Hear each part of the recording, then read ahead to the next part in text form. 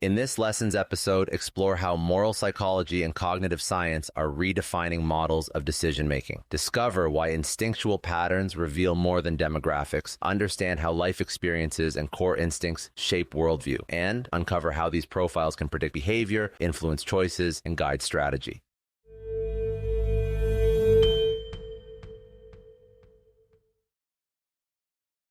And after you align with these data scientists, then obviously this is Takes starting to hold. manifest. Yeah.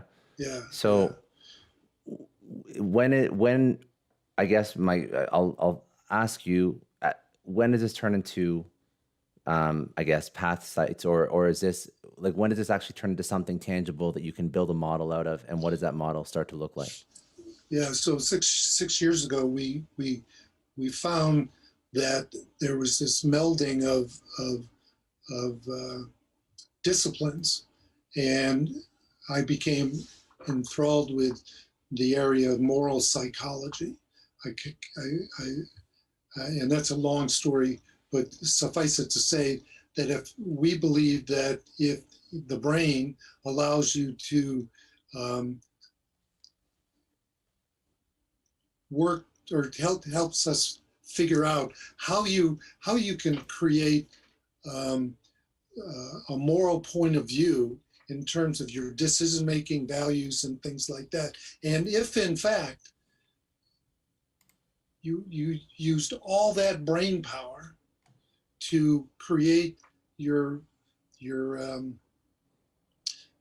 moral point of view, mm-hmm. Don't you think there was an aha for me that if that is consuming a lot of what your brain does, don't you think it would have ubiquitous use beyond moral judgments?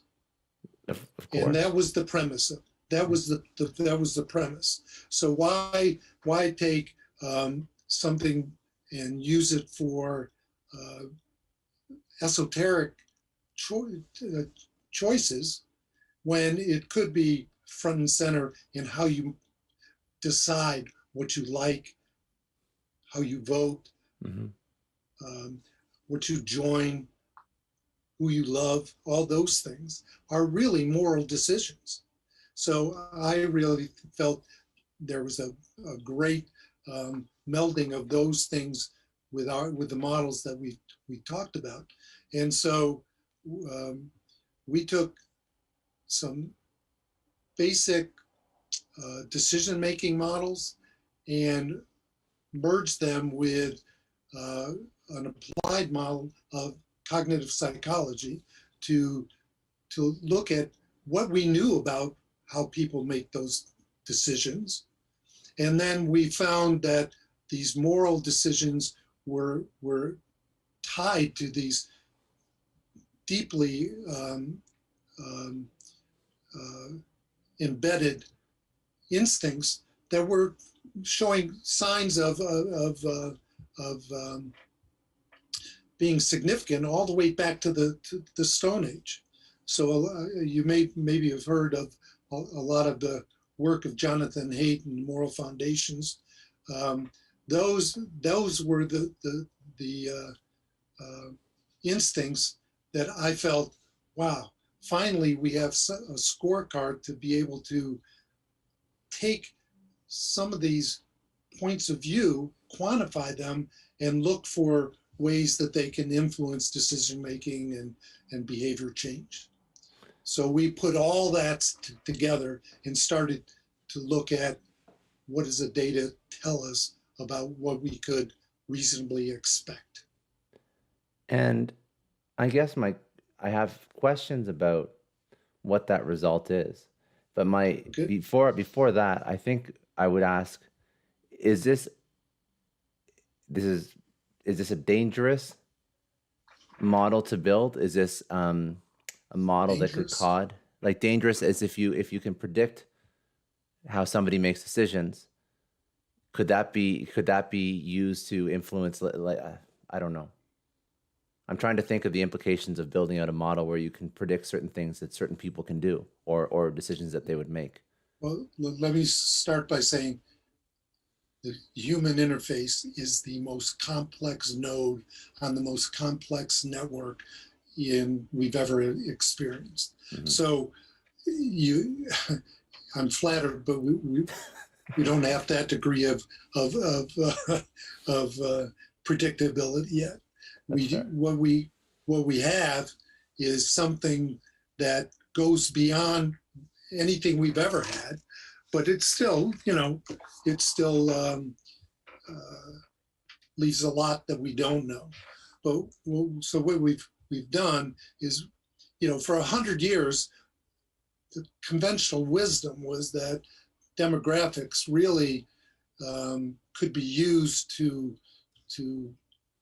tell us why we did these things, But after 100 years, we know a lot about demographics.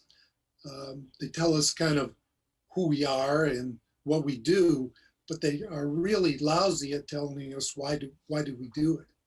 And there's so many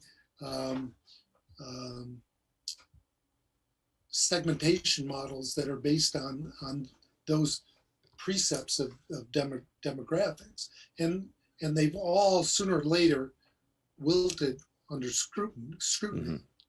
And so we added these instinctual points of view. These are 5 instincts of instinctually, how do you care about children? What is your need for fairness? What's who are you loyal to? How do you, what are the rules of the game? What's your authority idea? And then this instinct for purity. So what they're not to be confused with an instinct like when you go into the doctor and cross your legs and you get a patellar instinct where you're kick the doctor, right? Like a physical response. It's exactly. Those, it's not like that. It's not you trigger the care instinct and bam, something automatic comes in. But what these do, the patterns of those instincts, you do have a early in childhood, we've figured out that you have a pattern of which ones of these instincts you're sensitive to. Mm-hmm. And what happens is, as you go through life and your life experiences edit those instincts,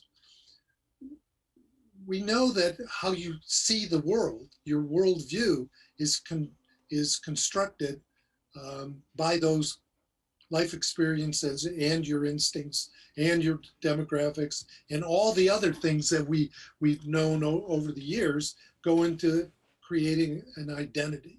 And we've decoded that we think there are 5 of these instinctual patterns that we can identify, but 2 of them are really, really significant.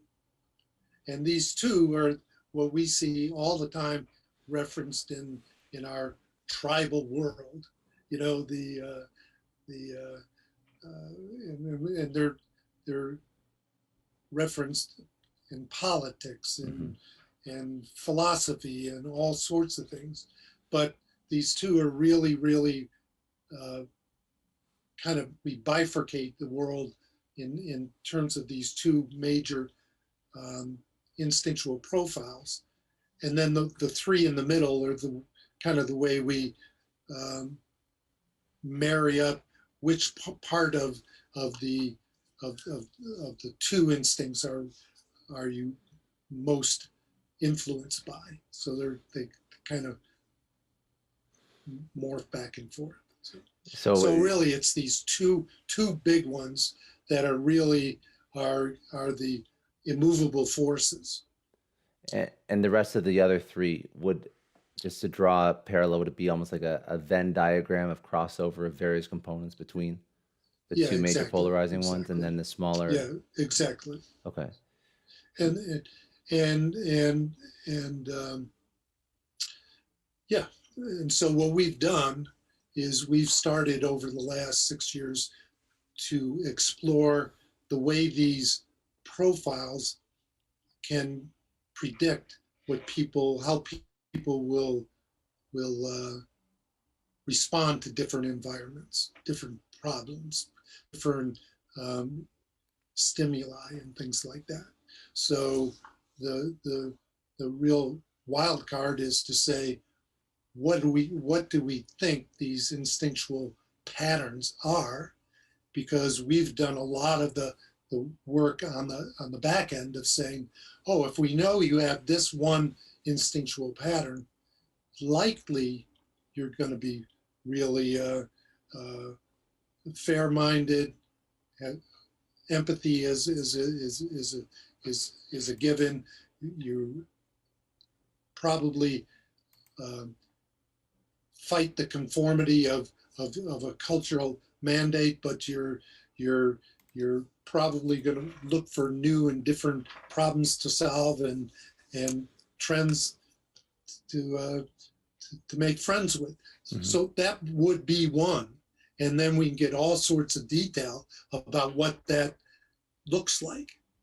And so what we've done then is created this intelligent advisor, so that when somebody says, I'm interested in my brand, for example, and I'd like to figure out who likes it, who doesn't like it, and what can I do about it?